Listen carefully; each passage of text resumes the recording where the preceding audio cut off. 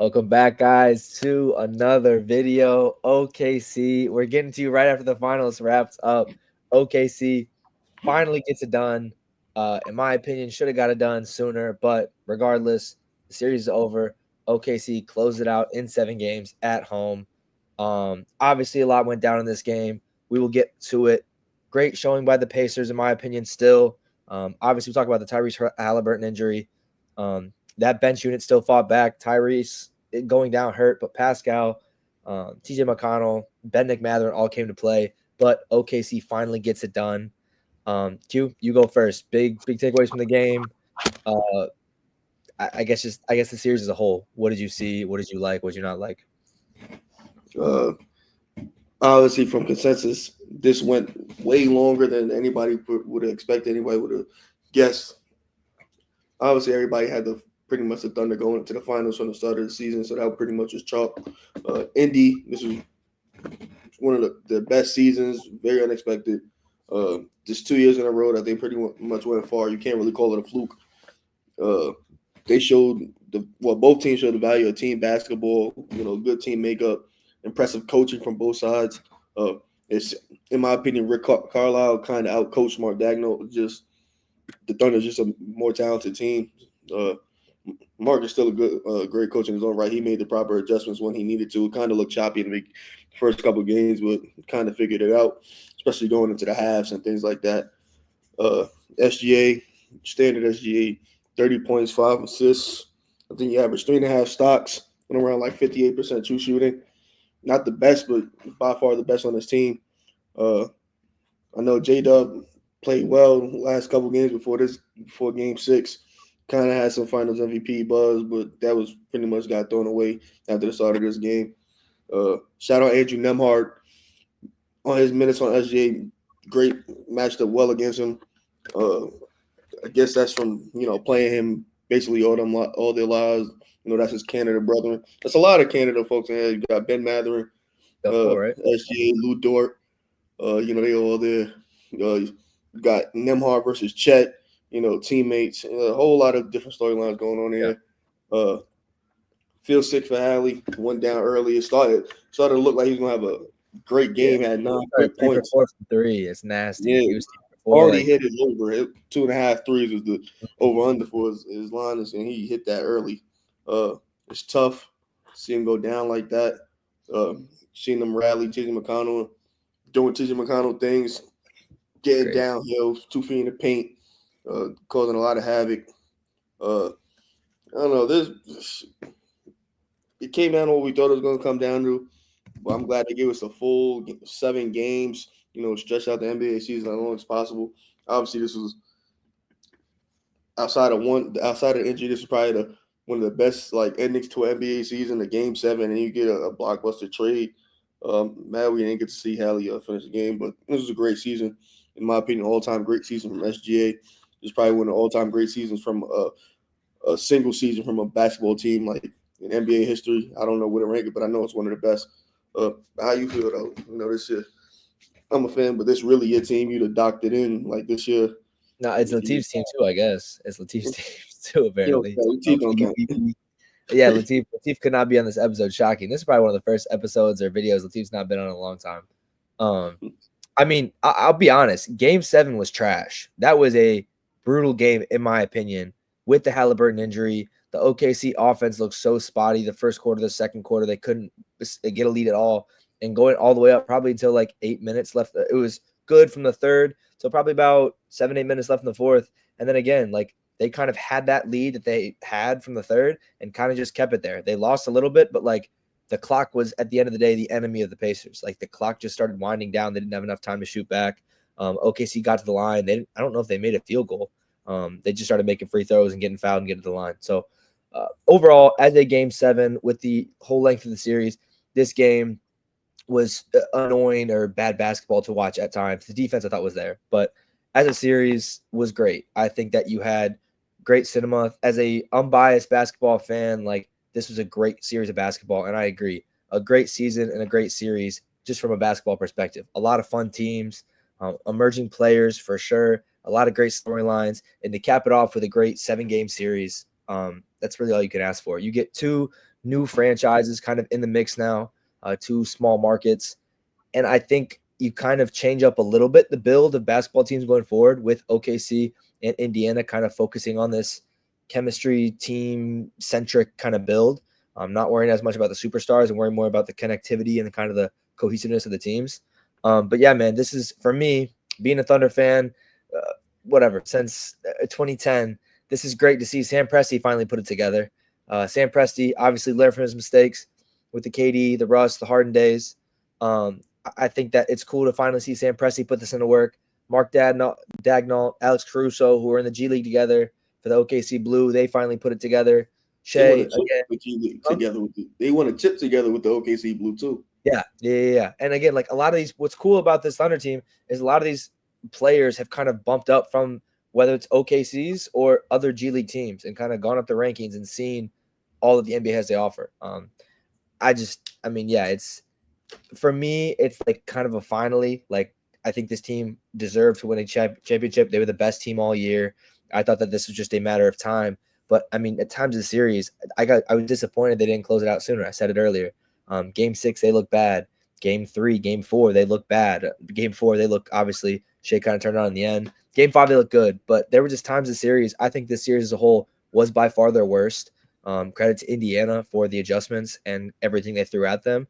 I think Indiana was the toughest competition they had in the whole entire playoffs, and I thought it showed from a game-to-game basis. But I mean, I'm happy.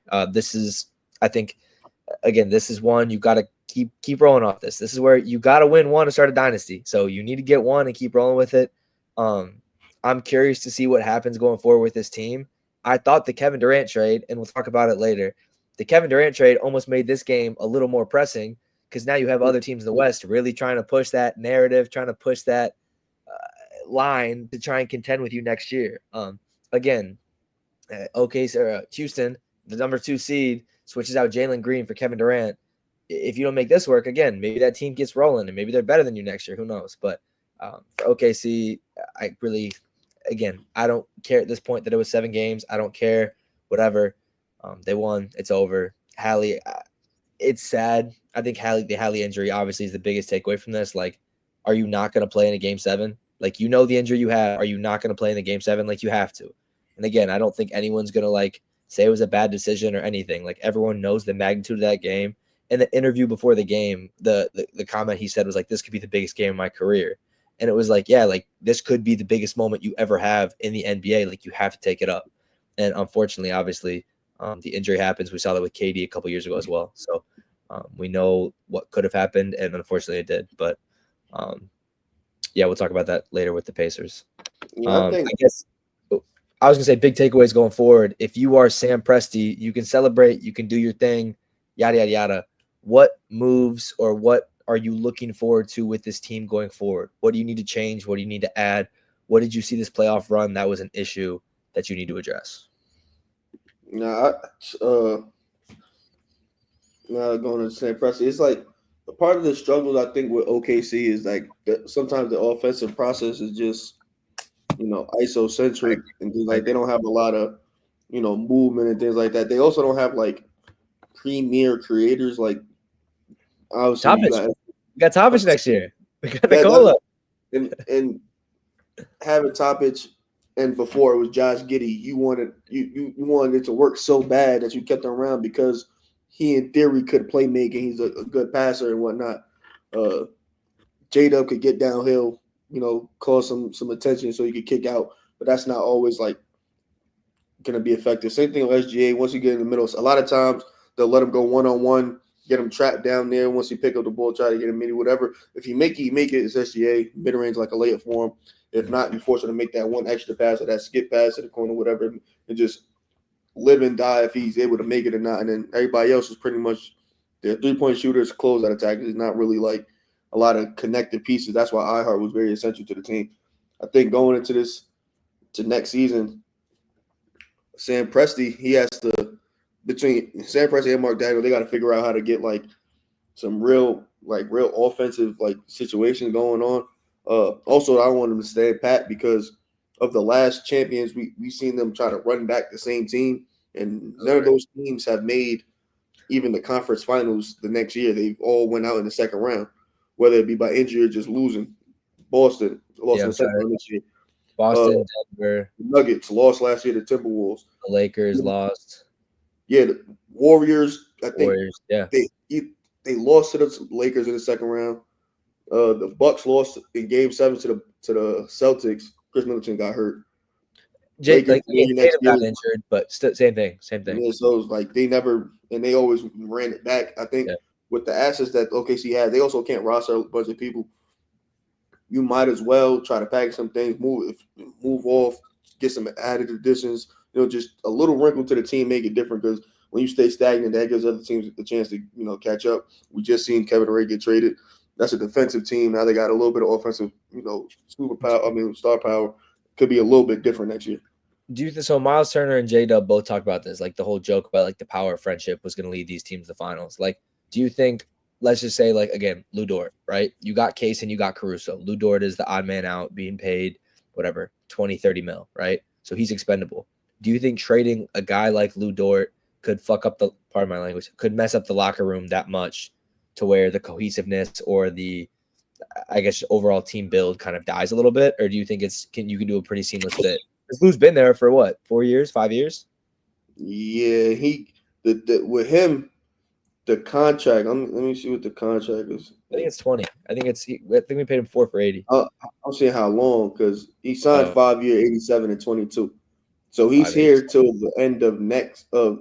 He's here 2 more years. You could keep him for 2 more years. I feel like Kaysen.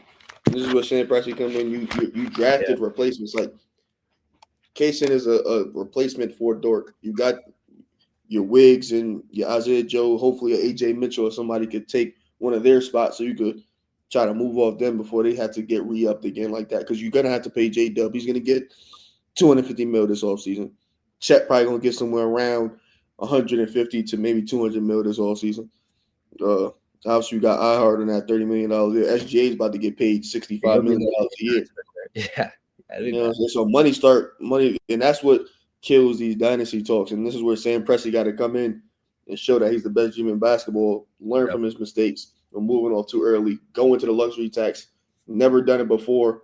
This would be the time to do it if you have to, because you just want to chip. You can't rest on your laurels. You got to, keep the train moving.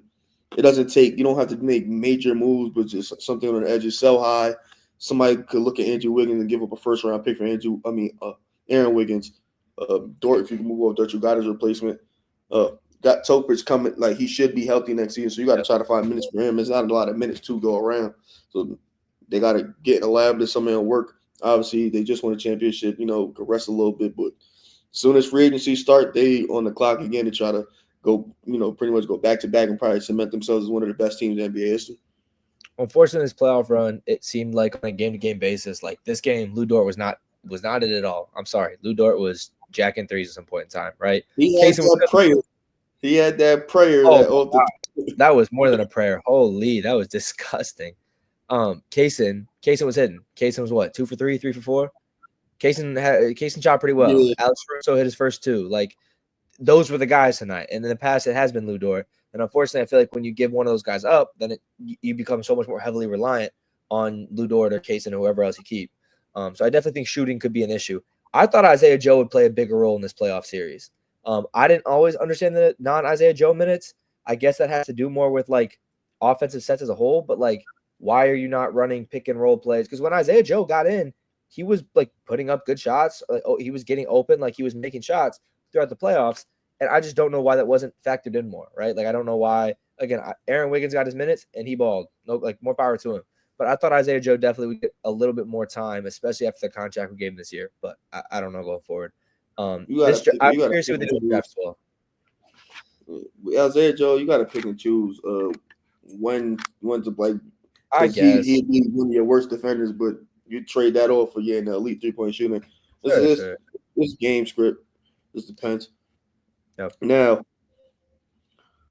SGA, MVP, scoring title, Western Conference Finals MVP. Is this an all-time great season for SGA? I think you have to put it in especially if we're just talking about guards. If we're going all time, Yeah, guard season. again, if we're going like all time, every position, it's tough to put them up there. If I'm thinking guards, I'll just go in the last 25 years. Obviously, you have the Stephs, the Kobe's, um, AI in early 2000s. Like again, you have Steve Nash win MVPs, Chris Paul got it. Like you have a couple of these years, but it's like very few end that with the Finals MVP with a good playoff run like he did. So I think you have to put it in these all-time great conversations. Again, is it better than Steph? No. Is it better than a Pete Kobe year? No. I would say so. Steph never put it together for one season. You think it's better than 2016 Steph? 2016 Steph, he lost. That's why you think that's what you're thinking? Yeah, he lost. He already two accolades already get knocked off. He didn't win, and he didn't get the Finals MVP. You know what I'm saying? I get it. Like, yeah, I understand. Kobe, when he won his MVP, didn't make the finals. And he didn't win his MVP when he won the finals. The scoring title team, like the scoring title years, didn't win. I don't think he won the championship the year he scored 30. I mean, what? He won in 09 and 10? So what do you win scoring titles? I know 2010, the scoring title, that was Kevin Durant. 09 might have been LeBron James. When was Melo? Melo was 11? 2013? Yeah. Yeah, I mean, if you're going off the accolade basis, then like, yeah, I understand that, right? First team All NBA, MVP, Finals MVP, champion. Is he scoring champ as well? Right? Yeah. So it's like I think but that's where you got to go off like stats and the eye test. Like, are you taking this year Shea or 2016 Curry? I could see both ways. Like, I could understand both ways. But that's what I'm saying. Like, I might go if I'm going off the eye test of what I'm seeing. Like, 2016 Curry was different, right? You have like, and you pick your Kobe, whatever. It was a unanimous MVP. That's what I'm saying. Like that was the best regular season of all time. So like, yeah, it gives credence to that.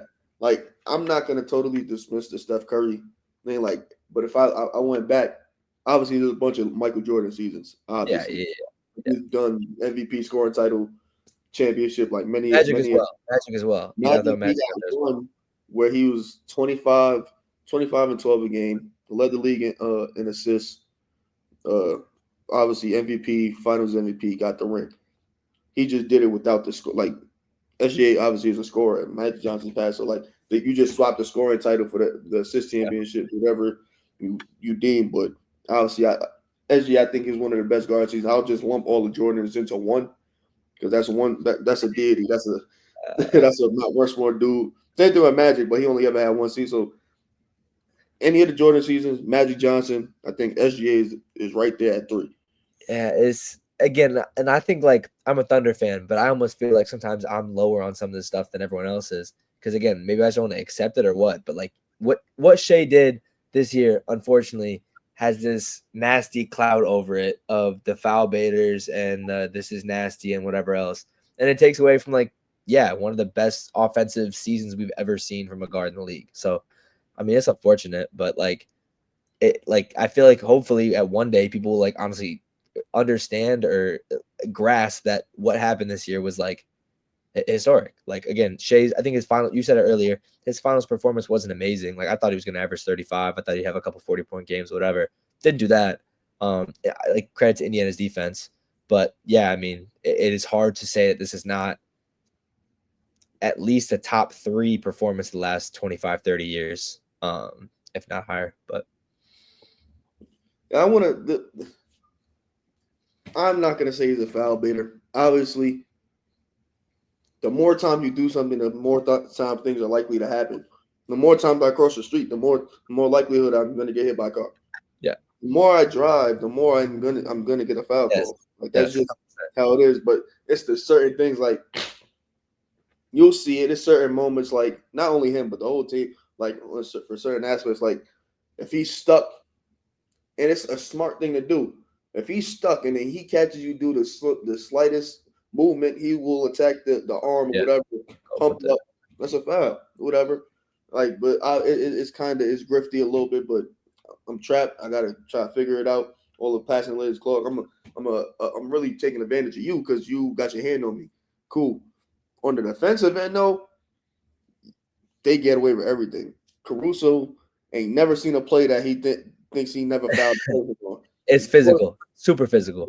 Dort, he out there doing whatever he want. There was a play, Casey Wallace was grabbing T.J. McConnell's hand, like his wrist, in front of the ref. T.J. McConnell showing his wrist to the ref. The ref ain't do nothing, and then it was a turnover. It's like it's certainly they do get away with a lot, but it's like if I start the game all physical and I'm hitting you after you call 2 fouls, you're not going to keep calling fouls because you're going to have to keep stopping the game. So eventually you already set the tone to keep on doing that, and then obviously now you're just letting us play and they're letting things go because that makes it bad basketball. Players are going to get fouled out easily. Like players are getting fouled on every play. I heard grabbing arms on every screen. It doesn't really matter. Just play through it. And obviously they were playing through it. Eventually the adrenaline of losing Hallie like wore off, and the better team won, who we figured was going to win anyway. Obviously, you could say Hallie was there, you would have won, but that'll be the worst. The what ifs will be the worst for sure, especially for Pacers fans. But I think that's just a physical series overall. Like I get there were foul calls, but that was a physical series throughout. Like I just think again the amount of penetration to the basket, like the amount of times that people drove and actually cut, like a lot of the work was done around the basket, right? I know Indiana can shoot well from three, but both sides were attacking the basket very well. So I think there's a lot of physicality as a whole. It's just a matter of what sides got called. So it's still one of the best, maybe better series we've seen in the last. I was gonna rank it. Let's go last 10 years. So let's go since no, actually don't do that. Go since let's go 10 years because you have that whole chunk of Cavs Warriors. So I think this is a better series than any Cavs Warriors besides 2016. I almost would say 15. 15 I thought was interesting. I just wish that obviously Kyrie K. Love were there. But yeah, it's better than 17, 18 easy. 2016, yes. So 2019 Raptors and Warriors. I'd say this was better than that one. I agree. They went 6 games, I believe, and Clay and KD both went out. So next one you got 2020, the bubble. I respect the bubble, but I don't think that was a good finals itself because we knew Miami was going to lose. I was going to say I don't think anyone thought Miami was really winning that for a second. Yeah. Maybe my favorite 6-game series is 2021. I love the Bucks and Suns matchup, but I'm still probably taking this one over it. Yeah, a lot of people are like, it's not that I don't like this series. I have a lot of doubts and question marks around the teams making it there. Like the Suns never seen a healthy team. The Bucks. Toe. Yeah, toe. We gonna get my guy, but if Kevin Durant, that's your legacy game. It's over. like game 5 and game 7 for Kevin Durant was some of the best basketball like I've ever seen. I respect that game 6 closeout Giannis 50-point game though a lot. Yeah, that's I think that's part of what brings it up. And first of all, it was down 2-0 to a sweep. They won 4 straight, which I thought was big too. But that 50-point game holds so much rent in my head as far as Giannis as a basketball player. So, and he hyperextended his knee. Yes, 3 weeks before the finals. Like it was against Atlanta, right? Yeah, he missed. Yeah, I think like first game 1 at Atlanta, I think he hyperextended. He didn't play the rest of the series. I think that went 6. Chris Middleton legacy series right there. Yeah, and then they held it down for 2 games, got him back, and won all 4 straight. We might as well call it a sweep. Like we might as well just call it a sweep. That's pretty much what it is. So I say that's up there. So 22, Boston and Golden State. I don't think so. I think I think that would be like 3rd, like of all these.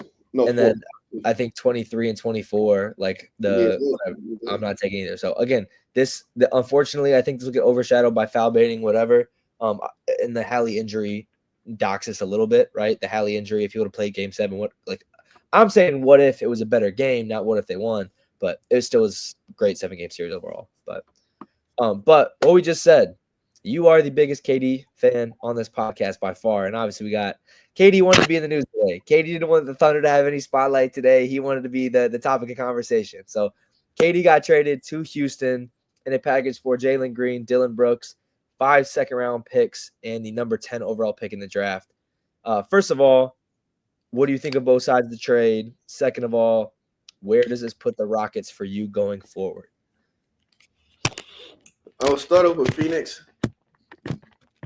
massive L. You got out of Kevin Durant. Yes, you got the 10th pick in this draft. You still do not have none of your future. Like they It's have Cam none of Johnson, their Cam future. Johnson, Mikal Bridges for Dylan Brooks in the 10th overall pick, bro. Yeah, That's like bad. you ain't get none of your future back. You took on what is it, 35 mil, whatever Jalen Green, you take on that contract to an already loaded shooting guard.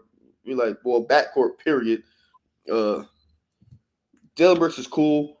Like he's a good rotational piece for them. He can't be like one of the main players on your team, I agree. obviously.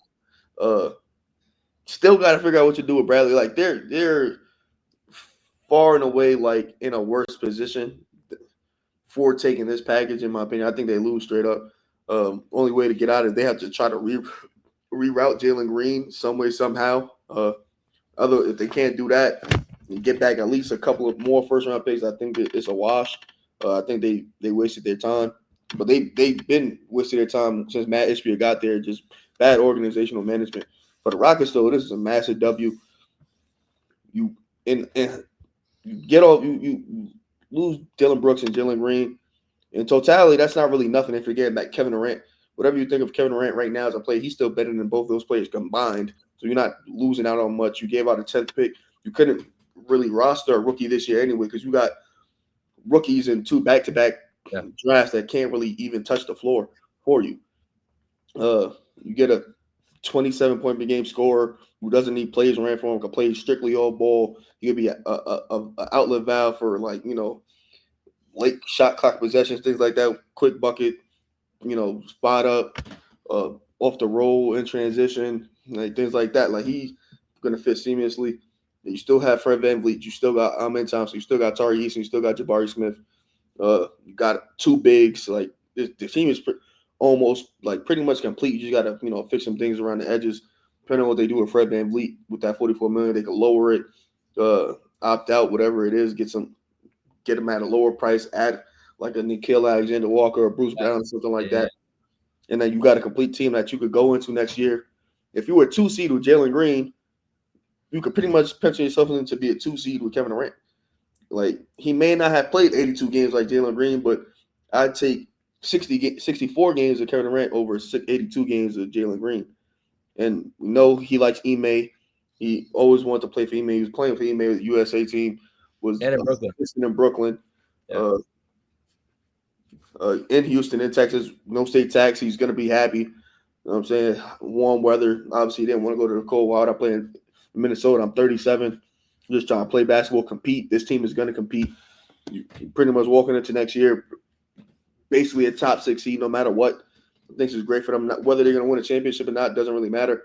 But, you're just trying to build on what they did this year. I think if they had Kevin Durant instead of Jalen Green, they are a second-round team. They beat the Warriors pretty comfortably, if you ask me. So, yeah, so a win for the Rockets. I think the only interesting hiccup in this is with the Halliburton injury. If he went to Miami, are they more interesting to maybe push for a top 4 seed? I don't know. We're not going to even talk about that. Let me. I'm just saying. Pat Riley is an idiot. Yeah, I don't understand.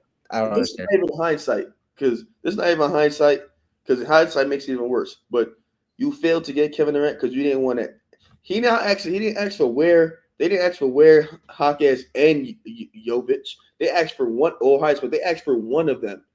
He wasn't going to give. I didn't see this report. That's bad. Yeah, just one of them. Just give me Jovic. Give me Jovic. Yeah, I'm not thinking twice about that. They just had to give up one of them, and they could have got Kevin Durant. And they said no. This is going on year 10 of Miami Heat being in star trade discussions and fake getting there or almost getting there or not giving up one more piece or whatever it may be because you don't want to give up whatever it is, whatever you think it's just not trying to bend or whatever. And with this Miami Heat culture, whatever it is, which is kind of fake if you ask me, like you keep and then you settle for these lower tier like players. Like obviously at the time Jimmy Butler wasn't lower, like he was. You had Kevin Durant still out there. You lose out on Kevin Durant, you get Jimmy Butler. Obviously that was a win-win. That was a win situation for you. But this year we don't get Kevin Durant. Let's go get DeMar DeRozan. That's not a win. You can't sell your franchise on getting these lower tier players because you miss out on a big fish because you didn't want to bend or break to somebody else for these all NBA caliber talents. You have to at one point just try to be better and stop like going out sorry because you want to do it on your terms how you want to do it. This just doesn't make sense. And then, now that we see what the East is going to look like next year, it's no Dame. So Giannis and the Bucks pretty much not. They could probably make the playoffs, but they ain't going to do much more than they did this year. I agree. No Jason Tatum. They're not. The Boston Celtics might make the playoffs. Most likely, I think they'll make the playoffs for sure. I think they'll be at least a play-in seed. He's about to get surgery. He got surgery. He might not play Jaylen Brown. Jaylen Brown. Yeah. But I think they get something. I think for Porzingis and Drew, and I think that'll hold them off a little bit. Until I think it'll be a play-in team. I guess maybe they want to tank and get a pick. Maybe they want to tank and get a pick and do what they did a couple years ago too. Well, now the reigning Eastern Conference champions are without, in my opinion, their second best player, but their offensive engine in Halliburton. Yep. They'll probably be a playoff team, but not as good as they were this year, obviously. So that's 3 teams out there running us out. You saw your state neighbor, the Orlando Magic, spent 4 first-round picks on Desmond Bane, and they look even happier today because they got Bane. They just seen everything. So now they went from the 5th best team in the East to like 5th or 6th to like the 4th, 3rd or 4th, just of pure, events that we've seen happen in this alone. Luckiness, whatever. Like this is the time to pounce. Like if the Miami they still have a chance to go do something, and they probably most likely not. And they're gonna get DeMar DeRozan or Malik Monk and think they did something.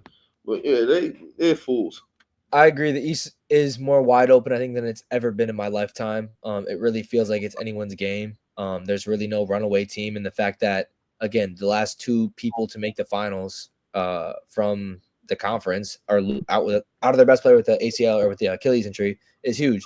And I think that especially if you're asking for Jovic, does Miami have a perfect team? No, but you got Bam, you got Tyler Hero, and you'd have Kevin Durant, and you could convince somebody to get on the mid-level exception. You could get maybe a Tyus Jones or some sort of table-setting point guard and get a couple more wings, and you could put out a competitive team and hope that KD can have some sort of run the playoffs and do your thing. But I agree 100%. I think that's a pretty weak move to not go for it because I think there's nothing else they could really do at this point. On the actual trade, though, yeah, I think Houston gets an A+ in my opinion. Houston keeps their future. They keep Phoenix's future. And KD obviously is there and they can contend. I agree. I don't know if I see them as a contender unless Amen or Şengün step up insanely or immensely. Like I don't know if I really see that without a number 2. But you get to be more competitive than what you were last year.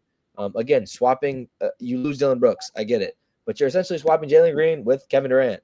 And now you also have an alleyway to develop Reed Shepherd or Cam Whitmore or whoever else is coming up on your bench. So I think right now they have a super interesting 9-man rotation.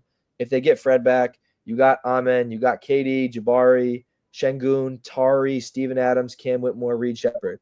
I think they're heavily reliant on the development of their youth, which, again, sometimes it works, sometimes it doesn't. You want Amen to take that big step. You want Reed Shepherd to be playable and not a G League guy. You want Cam Whitmore to be a little more sustainable than a 20-point per game to not playing to the G League. But I think this team is super interesting. And at the end of the day, like Cam and Amen especially, you got 2 young wings who could hopefully learn something from Kevin Durant, who have 3 years now to play behind him, to see what he does, to try and get some sort of offensive knowledge from him. But at the end of the day, like at least you have Kevin Durant. You're a 2 seed that now has Kevin Durant. And I think other teams are obviously going to get significantly better. I think you'll have teams make trades, whatever, we don't know. But I agree. You could stamp them as an easy top 4 seed, in my opinion, probably the 2 or the 3. So on Phoenix's side, though, this really makes me wonder what Kevin Durant's market really was because it doesn't seem like a lot. You're going to reroute Jalen Green, supposedly. What's that going to net you? Maybe another first and a young piece? I don't know. Probably not. Who's buying Jalen Green's contract? So Dylan Brooks is cool if you were contending, but you're not.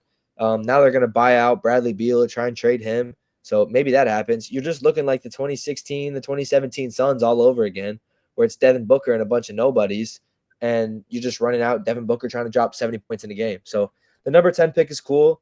If someone can drop to you, if you love someone in the draft, I feel like it's a semi-deep draft to find a good role player back there. If you can try and swing on your guy or trade 10 with – maybe you try and go to Brooklyn and trade 10 for a couple later round picks. I don't really know what their thinking is. They need picks in general, and I don't think not getting any of their picks I thought was really, really bad. You traded with a team who has your picks and you couldn't get anything back was crazy. But I mean, this obviously seems like the only route for Phoenix. It's kind of embarrassing at this point in time. But yeah, you turn Cam Johnson and Mikal Bridges into what they have with this. So I'm curious to see where Jalen Green goes. Like realistically, I don't know if I could think of a situation that wants Jalen Green. Sacramento, like does Sacramento want to put a Jalen Green out there and hope for the best? I don't like. Could you give me a team that you think Jalen Green's going to fit on? Like I just don't see many options where Jalen Green's going to net you back that much value in return. And I don't think Houston losing them is that big of a deal, obviously. I think you're more worried about Amon's development than anything else. So I think for Houston, it's definitely a win. For Phoenix, it might be desperation, but like it's obviously doesn't look great right now. So, but I think nonetheless, KD's what, 2-3 more years left? Play till he's 40, 39, 40? With Kevin Durant, it's a similar thing to like with LeBron James for me. I don't think he's ever going to be a bad player. Yeah, like, on his own terms more. Yeah, exactly. Like he's going to leave the league. He's going to leave the NBA being an all-star. Like he's going to be an all-star in 2025. He's going to be an all-star in 2025. I mean 2028, 2029. He's at the end of the year. You're gonna be like, oh, I'm retired. That's just it. He's never gonna be. He's always gonna be a top 25 player to be like. That's just what he's gonna be. Same thing with LeBron, Price. Same thing with Steph. Like they're gonna just go out on their own terms because longevity with those three, along with the James Hardens and like things like that, like they're gonna play and they're always gonna be effective. I think I would agree with you 100% on that. I don't disagree. I said I don't know if they're going to contend, but they should. I think they have a. I think their floor is second round. I think their ceiling is second conference finals. Who are you putting in their conversation? For what? Same level of team. Obviously, OKC. Minnesota. If they run it back, Minnesota is going to be in the conversation. They're a conference finals team. They've done it two years in a row. Houston now, I think. Maybe a full year, depending on what Golden State does with Jonathan Kuminga and what they could possibly net back, they could be in that mix. Obviously, the Lakers, who have Luka Doncic and LeBron James, them by themselves pretty much could get you a playoff team. Whatever they do in the margins, could drastically change. If they get a good big and another like wing defender or something like that, they definitely could be put in those conversations. Because if Dallas is healthy, Dallas, the thing with Dallas, like they on paper they should be if they trade for Drew Holiday or something like that to Patrick until Kyrie gets back, around April, whatever it may be, that could work. But they're gonna have a great defense and they're gonna be in most games. They're gonna be pretty much Houston on juice, like whatever Houston was last year. Instead of Sengun, you got Anthony Davis. So like you're gonna have Cooper Flag, you're gonna have PJ Washington, Klay Thompson. Like you got players that can get you through a regular season. So it's a log jam like in there. Obviously, that just shows the best conference. If I'm Devin Booker, I'm asking for a trade. I'm not gonna lie. It was all cool when you were 20, 21, 22 and losing and having a bad career. But he tasted playoff success, and I don't think he wants to like go back to being in the gutter. He's 28, 29 years old. I think he wants to compete. If I'm him asking for the trade, and if I'm Phoenix, I'm listening to him and I'm trying to trade him, and I'm definitely going to trade him to where he wants to go to. So if he gives me a list, I'm Detroit. I'm telling you, Detroit. I agree. Detroit is. I love Detroit's fit. Yeah, he got ties there. That's pretty much it. Yes, I think it makes the most sense on paper. I think it makes so much sense. Best backcourt in the East. They don't have Detroit doesn't have a lot of assets. They only have a bunch of their own picks. They don't have a bunch of everybody else's picks. But 3-4 first round picks. Ivy, Tobias Harris. You give up Ivy, you give up Harris. Ivy, who has to get paid, you give up Harris and probably either Ron Holland or Ausar Thompson. I'd go Ron Holland. You're giving up Ron Holland for sure. They love Ausar out there. They're not giving up Ausar. Phoenix has got 3 players that can play. Get back 4 first-round picks on top of the hole that they got, and then they could make some room around the edges. They could go into the future. But then you can also try and play Jalen Green, and maybe you could pull out an effective season. And then do what you want on that. I don't know. Jalen Green is like, I just think he's a negative at this point in time. And they're like, getting him back is a negative. You know what I'm saying? Like, because no one wants him, and you don't want him on your team. And it's like, I think it just throws a whole wrinkle in the whole in the rest of the situation. But yeah, man, what a way to end the NBA season. yeah, Katie really wanted to take all the lights and cameras for himself, bro. But in the same light, talking about the West, the much weaker Eastern Conference, obviously, I mean, the Jason Tatum injury itself shook up the status of the Eastern Conference, and I think made teams like Orlando think that, hey, we can maybe push up there, especially with what Indiana did. But with injury to Tyrese, it really leaves the East wide open. Again, Cleveland was the best team up there with Boston, but got put out in 5 games as the home team against Indiana. And we've seen a lot of injuries now. We've seen moves made. Will Embiid be healthy? Who I know it's early and we have a lot of teams and stuff left, or a lot of offseason to go. If you had to put your confidence in 2 teams to meet in the Eastern Conference Finals, who are you putting your belief in right now? And who's a team kind of sneaky to watch out for to make some moves, try and take up one of those top 4 spots? Right now, I'd go Cleveland, Philly. Okay. And I know, granted Joel Embiid healthy. Yeah. Granted Joel Embiid. Philly. And I know it's Joel Embiid, health, and never made the conference finals. If it was ever a year to do it, it'd be this year. His kryptonite, the Celtics aren't going to be playing. Between Al Horford, most likely retiring, and Jason Tatum not playing basketball this year, they're not going to be an issue. With no Halliburton, I think they could beat the Pacers. I'd take them to beat Orlando. I'd take them to beat Miami. I'd take them to beat Detroit. Like, I'm not all those teams I think Philly could beat on paper because they're going to have either a top pick in this draft or a bunch of other picks like to fill around the roster and make make it a little bit better. Whether they have Ace Bailey, whoever it is, they get CMB, Khan, whatever it is, they're gonna have another player to add to the mix that's cheap. Obviously Cleveland, I think they only. I don't want to boil it down and they lost because they were injured, but they went into the second round, literally injured. DG couldn't do anything. If they're healthy, I think we see a different Cavs team. The team that we've pretty much seen all year. First seed, I think they're probably going to be a first seed again if they run it back.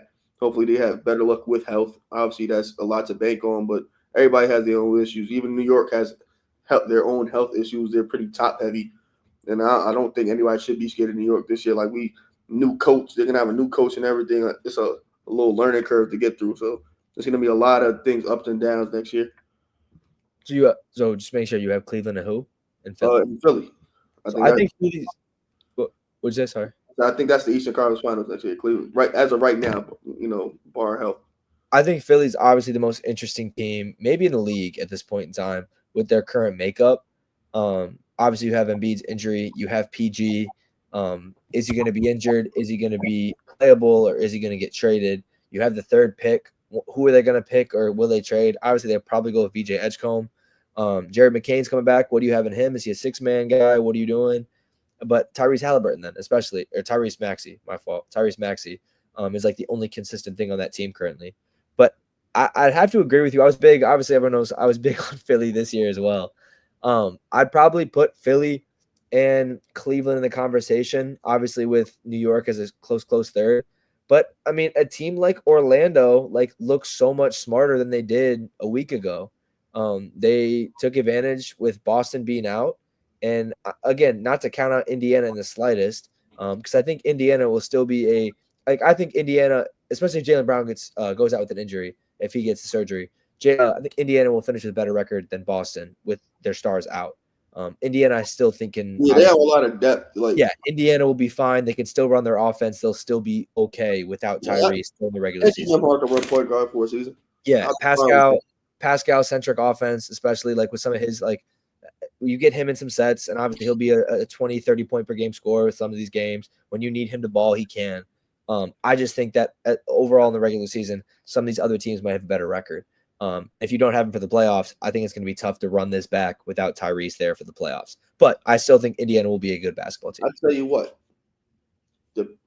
with Indy, they made that trade during the finals where it was pretty much them getting a draft pick for 2026. Yeah, that's a bet. That's going to be a good draft. Wherever it lands, anywhere. In 2 years, right? In 2 years, yeah, or next not this draft, but next year, like next draft. So yeah, and Reese is injured now. Yeah, so like that Cam Boozer, AJ draft, like obviously they're not going to have one of those picks, but they're going to have one of those like mid round, like 14 to 20, something like that. That's going to be a decent player to add to the mix. You get Hallie. Hallie will pretty much be fully healthy, come back. Like Hallie, he'll probably be ready.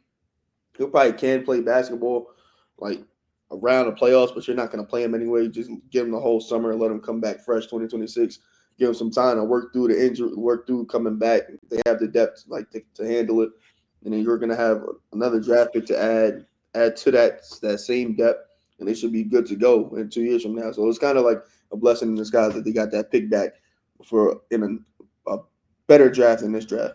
It is crazy coincidence that actually did happen. Like, it is wild that worked out in their favor. They obviously would love to have Tyrese, but like, it is crazy that ended up working out for them. They got their pick back. I'm trying to think though, like, we talk about Orlando a lot. Can Orlando do anything? I'm not sure, right? I'm not really sure if they're going to be like actually a legitimate top team. I think they'll have a good regular season, but I don't know if they'll actually be there come playoff time. But looking in the Eastern Conference, what's up? No, I said Orlando, like, they got Desmond Bane, but all they did was upgrade KCP. Like, they didn't add to the roster they had. They just upgraded KCP. I think they need to make more moves, obviously. But I'm looking at the rest of the teams in the East, trying to see who's going to sneak up. One we didn't talk about, who you believe in, and I believe in as well, especially if they make some moves. Detroit could easily slide up there with a good regular season, right? Detroit makes a move or two. They could easily, I think, be a top 4 team, be a good regular season team, host a playoff series. But I'm looking at through the rest of the East, like, do you believe in Miami, Atlanta, Chicago, Toronto, like any team to kind of jump up there? Or are you kind of set with like the only team I wouldn't be surprised if they make a little jump would be Atlanta, because you get Jalen Johnson back. Yeah. You get another pick in this draft that will play. It's a second year, Zachary Rivers should say. As long as they get a big to go with Onyeka, because I don't think Double O could be a full-time center. Add whatever you add in the draft to that Atlanta team. I think they could, be up there. I'd take them in a series over at Orlando just because they're more offensively, inclined. Interesting. I don't think they would never match up. I don't think they match up, but still, yeah, they'll be like 6'7". Like. Yeah. Okay. I think I'm trying to think of like interesting teams to jump into the play-in, but at the end of the day, it doesn't matter because I don't think like the discrepancy between 1 and 8 is so much bigger in the East than it is in the West. So it's like a Western Conference, like what we saw this year, right, with Golden State and Houston, right? Like a lot of people had Houston in the West. What was who that was? Dallas. But I'm just saying, even quality of teams, like not just record-wise, like quality of teams. Like, yes, Dallas. Sure. You know what I mean? Like, it could be a bad record necessarily, but like it's a good quality basketball team, right? You're taking the Kings over any playoff team out east or any play-in team out east. My fault, right? Like the Kings were a solid team at times. Like the record might not have shown that, but I don't know. I think it's like I think Washington could maybe make a little push at a play-in spot if they draft well. You develop your people. Maybe they push up and they're a little better. Same with Toronto. But I don't think they're going to do anything, right? They're not going to beat Cleveland. They're not going to beat New York or Philly. The Eastern Conference playing teams, they're just drawing dead once they make to the tournament. The Western Conference playing teams, sometimes there's a chance that they can do something. We literally watched the Lakers make the Western Conference Finals from the play-in. Like, we've seen that before. We've seen Memphis make the play-in. I think they took Utah Jazz to like 5-6 games. Like they have firepower. Like, you might get a good series in them. Like, I know people believed in Dallas, or if they make it, they could do something just strictly off Anthony Davis and defense. I kind of crazy, but it's still like you could see the path. You never could see the path for any Chicago, Atlanta, Miami team to do anything in the playoffs once they make it into the tournament. Only issue is the Jimmy Butler heat. That's the only one that kind of raised the eyebrow, but eventually that magic wore off. It's like you only can do that so many times. But yeah, that is our recap. That is our finals recap. Again, OKC ends it in 7. Shea caps off a historic year, and KD steals the spotlight, getting traded to Houston. We'll be back later this week with a full episode. The draft is on Wednesday, the 25th, right? Wednesday, Wednesday and Thursday. 1 and 2. We'll probably get content out to you guys right around then. So thank you guys very much. Subscribe, like, and we'll catch you guys next time.